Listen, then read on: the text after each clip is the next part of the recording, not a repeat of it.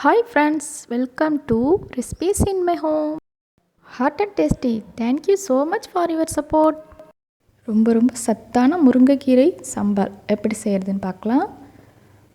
4-5 table spoon அளவுக்கு நல்லெண்ணெய் ஊற்றிருக்கேன். ஹீட் ஆனதும் 4 பல் பூண்டு தட்டிட்டு சேர்த்துருக்கேன். முருங்கைக்கீரை 1 கப் அளவுக்கு க்ளீன் பண்ணி போட்டிருக்கேன். இப்போ பாருங்கள், நல்லா பொரிஞ்சு வரும். அப்பப்போ கலந்து விடுங்க. இப்போ நல்லா சுண்டிடுச்சு பாருங்கள். இப்போ கீரை நல்லா நமக்கு வெந்து வந்துடுச்சு.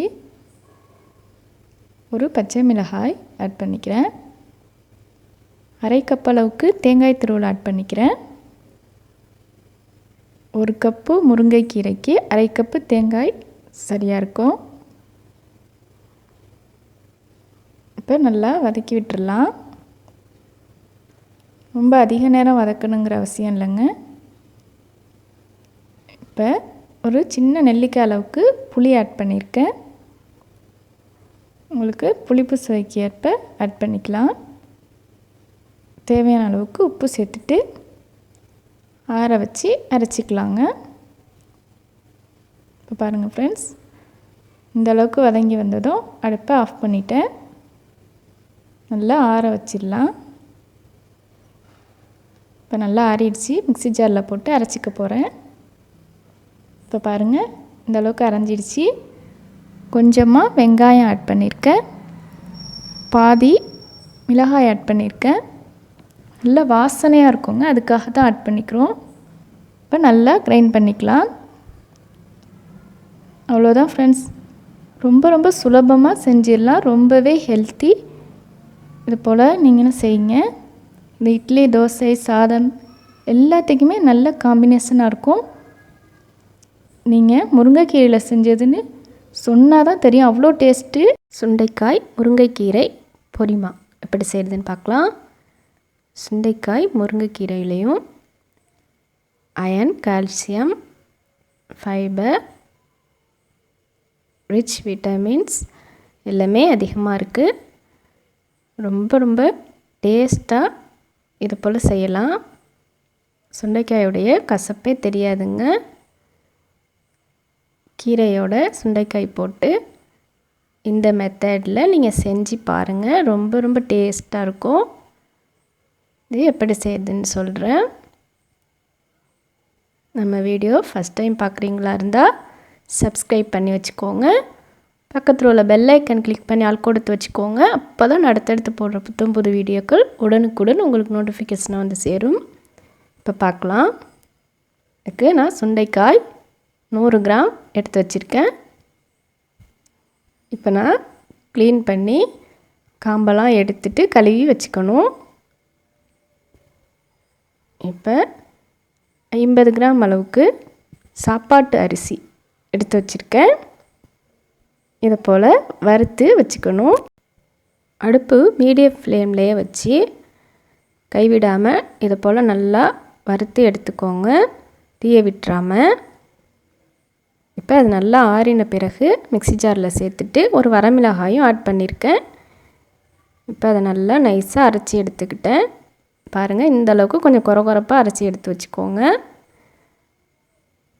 இப்போ ஒரு குக்கரில் 2 கப் அளவுக்கு தண்ணி சேர்த்துருக்கேன். கட் பண்ணி வச்சுருந்த சுண்டைக்காய் சேர்த்துருக்கேன். ஒரு பெரிய வெங்காயம் இதை போல் கட் பண்ணி சேர்த்துருக்கேன்.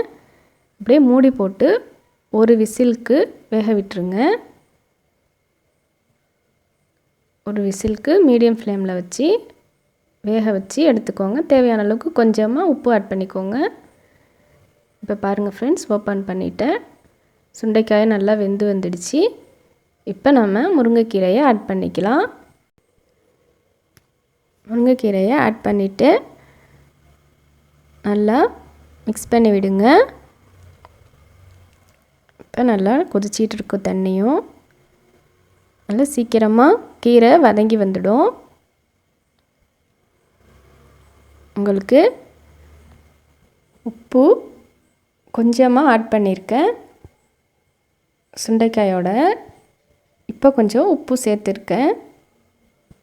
உப்பு பத்தலை, அதனால் கொஞ்சமாக ஆட் பண்ணியிருக்கேன். இப்போ அதை நல்லா மிக்ஸ் பண்ணி விட்டு வேக வச்சுக்கலாம்.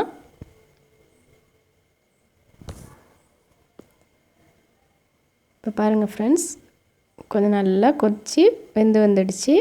இந்த ஸ்டேஜில் பொரி மாவு ஆட் பண்ணிக்கிறேன். அரிசி வறுத்து வச்சுருந்தோம்ல பொடி பண்ணி, அதை இப்போ சேர்த்துக்கிட்டேன். 2 டேபிள் ஸ்பூன் அளவுக்கு ஆட் பண்ணியிருக்கேன். நமக்கு எவ்வளோ தேவையோ ஆட் பண்ணிக்கலாம். மீதி பவுடரு எடுத்து ஒரு பாக்ஸில் வச்சுக்கோங்க.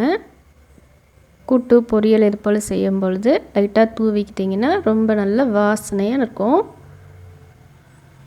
இப்போ இந்த அளவுக்கு எனக்கு போதுமானதாக இருக்குது. இன்னும் கொஞ்சம் அதிகமாக நீங்கள் செய்யும்போது தண்ணி இருந்துச்சுன்னா இன்னும் கொஞ்சம் அதிகமாக நீங்கள் சேர்த்துக்கலாம். எல்லா தண்ணியுமே உறிஞ்சிட்டு நல்லா வெந்து ரொம்ப சூப்பராக இருக்கும்.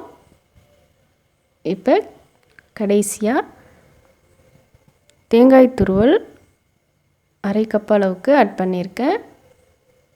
நமக்கு எவ்வளோ தேவையோ அவ்வளோ ஆட் பண்ணிவிட்டு மிக்ஸ் பண்ணி விட்டுருங்க. அவ்வளோதான் ஃப்ரெண்ட்ஸ், ரொம்ப ரொம்ப ஈஸியாக டேஸ்டியாக முருங்கைக்கீரை சுண்டைக்காய் சேர்த்து ஒரு சமையல் ரொம்ப டேஸ்ட்டாக இருக்கும். உங்கள் வீட்லேயும் இதை போல் ட்ரை பண்ணி பாருங்கள். எப்படி வந்துச்சுன்னு எனக்கு மறக்காமல் கமெண்ட்ஸில் சொல்லுங்கள். சுரைக்காயோட முருங்கைக்கீரை சேர்த்து சூப்பர்பான சைட் டிஷ் எப்படி செய்கிறதுன்னு பார்க்கலாம். வீடியோவை ஸ்கிப் பண்ணாமல் முழுசாக பாருங்கள் ஃப்ரெண்ட்ஸ். இப்போ நான் சுரைக்காயை இதை போல் தோல் நீக்கிட்டு கழுவி வச்சுருக்கேன்.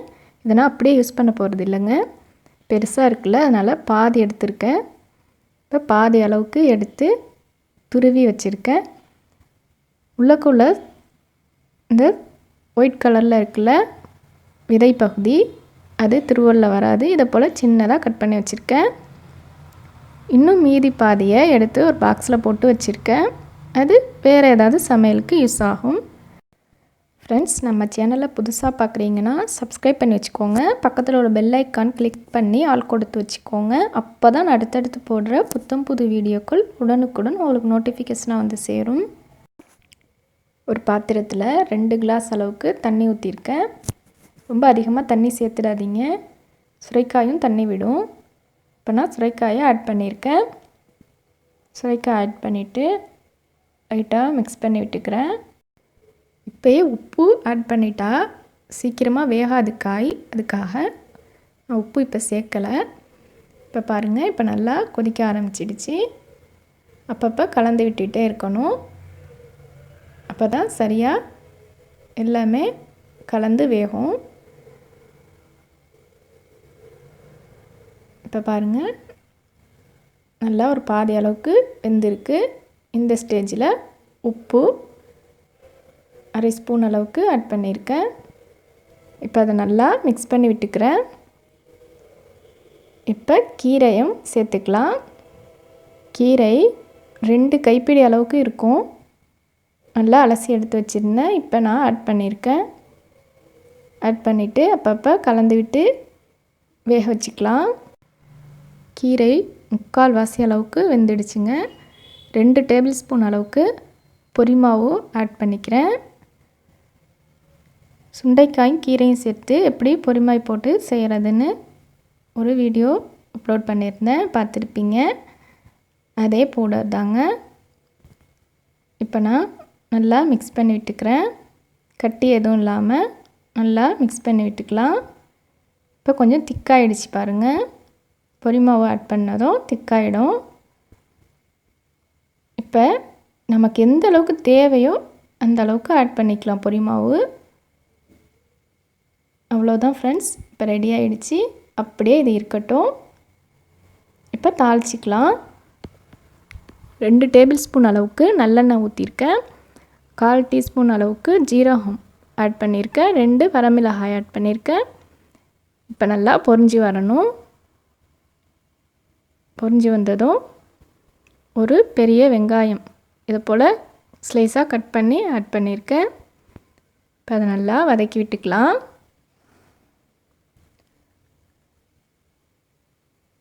இப்போ இந்த அளவுக்கு வதங்கிடுச்சு.